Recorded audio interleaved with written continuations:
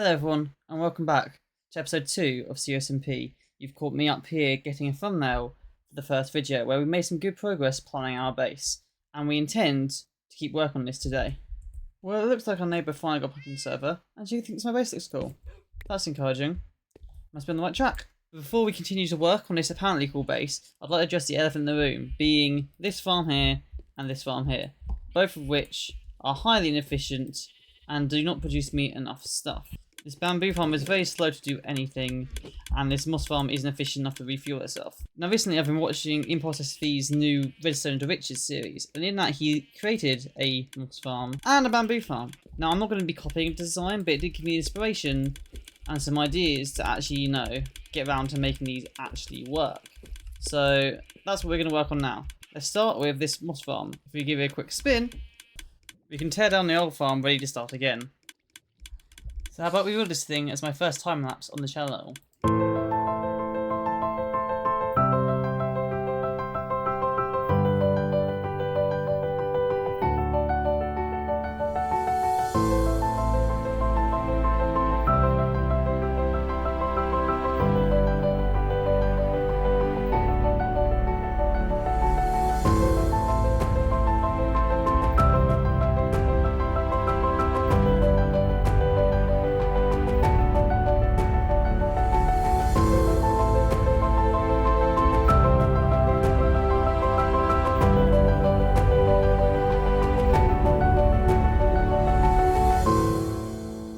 And here is my finished moss farm.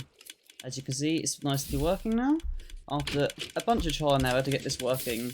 As you may have seen in the time lapse there was a lot of trial and error, me kind of playing around, seeing how things work. Like, I tried these fence gates here for some reason first, so I didn't know how to waterlog these and all that. So it was a learning process. As I said, I didn't follow a specific tutorial for any of this. It was kind of inspired by Impulse's Redstone to Riches series, as previously mentioned. But I had to do a lot of problem solving to get all this working. So I'm just going to quickly go over the different components. For anyone who doesn't know or is interested in how I put this together, on each side you have a basic cobblestone generator. I don't have much of this redstone on show, but you saw as I built it. Basically, we've got pistons and water and lava on here, creating stone.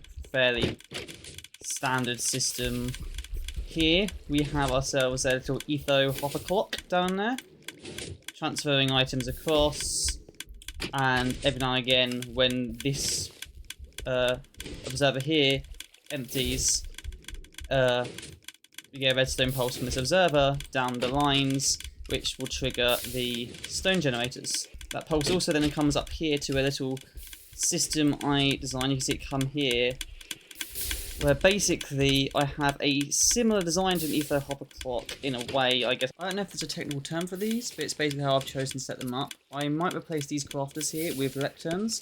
They basically give certain signal strength into the comparators, and lecterns will allow me to be more specific with that, as right now it only really works for 3 stackable items, and I'd like to have it work with 4. But when these 3 non-stackable items enter either of these hoppers, they're all in one hopper.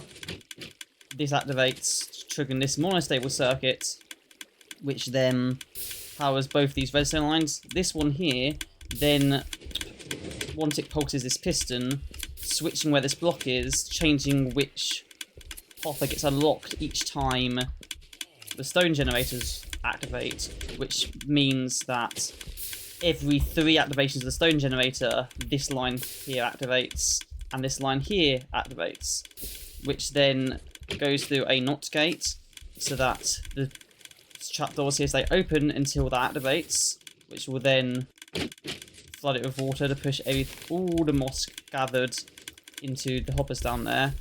It then goes through another NOT gate here, which on a delay of 8 ticks will power this dispenser to dispense bone meal into the moss, to create the moss on the ground, and then is also picked up by this observer, powering this piston, which breaks any carpet here, or wherever that grows on top, so that it can then be bone mealed again.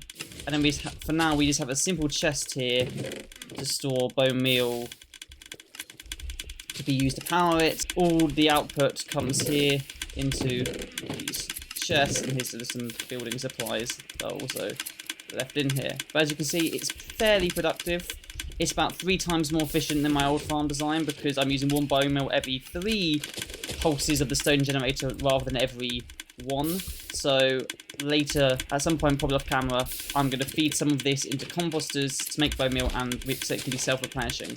So the next thing to work on, now that this is fully functioning, will be a better bamboo farm, because this is incredibly slow. So I'm just going to probably cut out an area here, move my lava farm, and build a better bamboo farm. I don't think I'm going to bother time-lapse in this one. We've already had 1 time-lapse, and I'm planning for another in this episode already. So let's just cut to when this is done. And here is our new improved bamboo farm. We moved the lava farm over here. We've got visible lava now, because I don't know why not. And here's the bamboo farm. If we just pillar up here, to have a better look, you can see you've got bamboo here. And that observer, when the bamboo farm of it grows to full height, will trigger this shut door and send off a little flying machine there. And it'll reach the end and come back. Cutting down all this bamboo, which the hopper minecarts then ferry into these chests, slowly but surely. So now that I've upgraded, these 2 farms will be far more efficient than they were before. I reckon it's time to do some work on the exterior of my base, specifically the paving of it all. Now I have created some concept designs for these paths, but for that we're going to switch up to my creative mode, testing world. So here we have the 4 different path designs that I came up with. The first one was a fairly standard stony cobble street. You notice in a few of these I'm using stairs to add some like variation as well as buttons. I didn't want to use slabs because I didn't want to have the annoying actually like dropping through the floor. For instance, if I had like placed a slab here, then as you're walking you'll drop through and have that weird feeling of it. So I wanted to avoid that. But I've used stairs to still add a bit of variation along with these buttons on the road. This path is mainly made out of dead coral, cobblestone, regular stone, and gravel, with some deep slate brick stairs making this guttering. I really want to add this guttering to my paths, my base. I have that on most of these designs in some way or another, and then a step up here to get to the rest of the areas of the base. Now the second design here, I was going for much more earthy design. It's a very similar idea in the way we have stairs and buttons to add some variation to the texture without dropping down. Same thing with pressure plates. I didn't want any of those because I don't want to have the annoying noise of you walking over them constantly. Now this main path is made out of mud bricks, granite, packed mud, brown mushroom blocks, jungle planks, and bricks. And I feel like that makes a nice earthy tone path to it. Then on the sides here, I decided to go for smooth sandstone and endstone for a nice light contrast, as I felt like in the original one over here it was a bit too dark for my base, and then transition from that into regular stone for the next level of my base. My third design was kind of this white path. It was using pale oak logs, calcite, stripped pale oak wood, and quartz blocks. And then I had warp stairs on the edges here, just to kind of again create this guttering idea with pale oak buttons to add some variation in here. My final design was this kind of like reddy purple one, using crimson planks and stripped crimson wood, along with stripped mangrove wood and mangrove planks.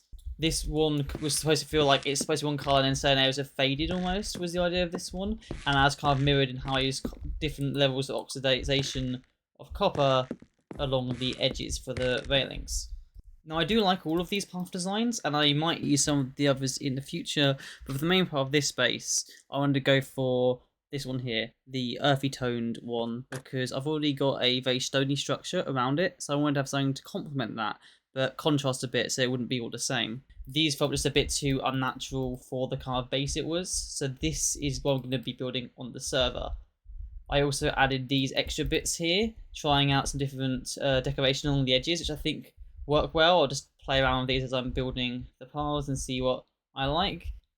And finally, I tried a few different designs for some streetlights. This is my first idea. It was using a redstone lamp with a daylight sensor, because I felt like it would be cool to be able to actually see, have it the lights turn on at night, but I felt like it was very clunky, didn't fit quite right for me. So I then went for more, supposed to be quite thin lamppost. I didn't want to use any full blocks basically anywhere, except for maybe here the grindstone as a chain, which is almost a full block. But I just wanted to keep it very thin, very sleek, with a lantern hanging down, And I had a few variations on this, but I think this is roughly what I'm going to go for in the final design. So yeah, let's try to build this design on the server. Okay, so here we are back on the server with all the materials we need to build both the path, including the little lip around the edge here, and all the different lanterns and lamp posts, whatever you call them, around the edge, which I've marked out a rough guide for them in orange wool here, so I know roughly how many I want. This may change, depends on how cluttered it ends up looking, but as a rough starting point, I've got that. So, let's go and build these paths in the second time lapse of this video.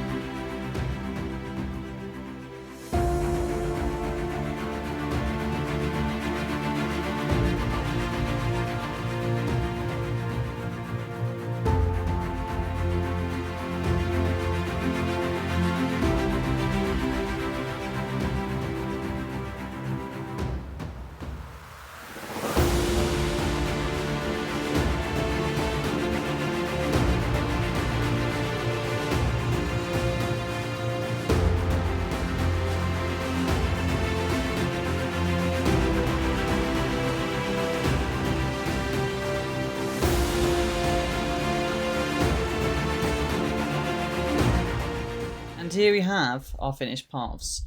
There's a few things I had to work out as I went. For instance, the edges here, I had to work out how do I want to do this. So I wanted to cut or curve around. I decided to cut in like this because I thought that would look better and be less clunky and big and out of the way and cutting into space for all the other things I wanted to base. But that was in the creative mode testing world, because in the creative mode testing world, it was all just like a straight line.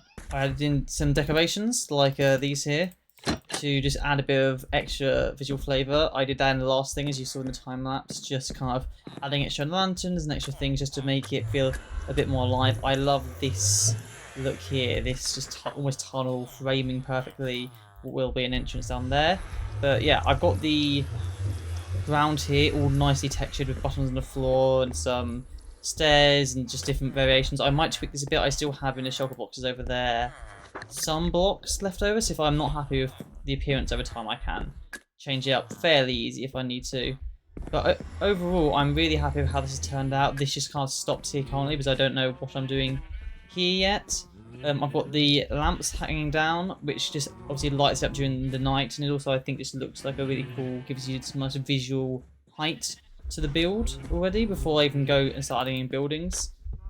But overall, this part of the project is now done. I've added down this side a staircase to go up here to the inside where I'm going to have armor villagers and all that, as I mentioned in the previous episode.